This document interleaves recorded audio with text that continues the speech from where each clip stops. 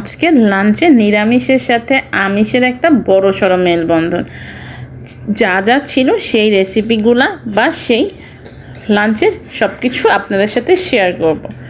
কি অবস্থা সবার, কেমন আছেন? আশা করি ভালো আছেন। সামনে ঈদ প্রিপারেশন সবার কীরকম যাচ্ছে?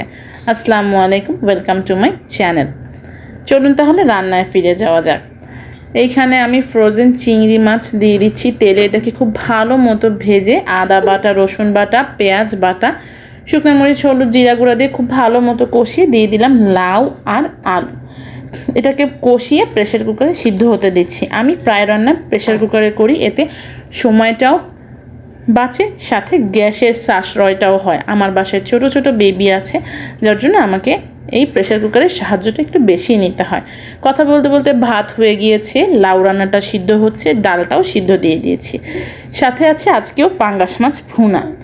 মাছগুলোকে ভেজে নিয়েছি পেঁয়াজ বাটা, রসুন বাটা, আদা বাটা আর বেসিক মশলা দিয়ে। মশলাটা খুব ভালো মতো কষিয়ে মাছগুলো দিয়ে 2-3 মিনিট কষিয়ে পানি দিয়ে সিদ্ধ করতে দিলাম। তার সাথে আছে মিষ্টি আলু দিয়ে করলা শুটকির একটা খুব বড় সড়ো মজাদার চচ্চড়ি। এটা যে এত ভালো লাগে, করলা যে তিতা হয় এটা টেরই পাবেন না। শুধু একটু মিষ্টি আলুগুলোকে রান্নার শেষে ম্যাশ করে দিতে হবে। আর একটা টিপস বলি, টিপসটা হচ্ছে করলা চচ্চড়ি বা হাতে মাখাতে পেঁয়াজ বাটা দেওয়ার চেষ্টা করবেন, আর আলসেমি লাগলে পেঁয়াজ কুচিও একটু বেশি পরিমাণে দিতে পারেন।